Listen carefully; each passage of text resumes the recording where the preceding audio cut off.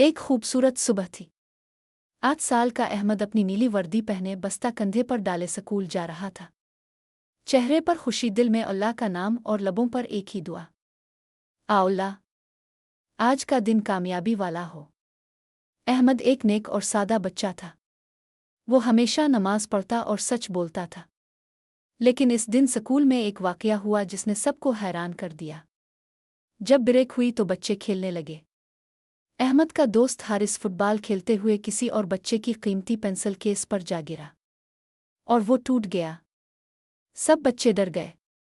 حارث بولا، اگر ٹیچر کو پتہ چلا تو وہ ڈانٹیں گی، اور سب بچے چپ ہو گئے۔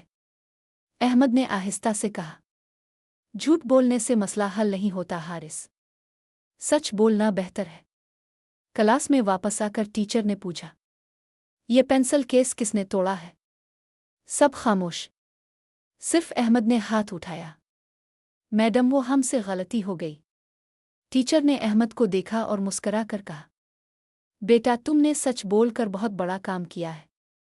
تم جیسے بچے ہی بڑے ہو کر ایماندار انسان بنتے ہیں۔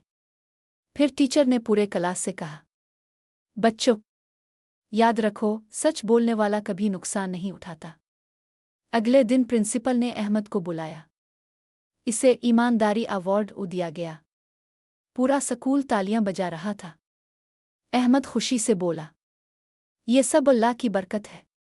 میں نے صرف وہی کیا جو قرآن نے سکھایا ہے، سچ بولنا۔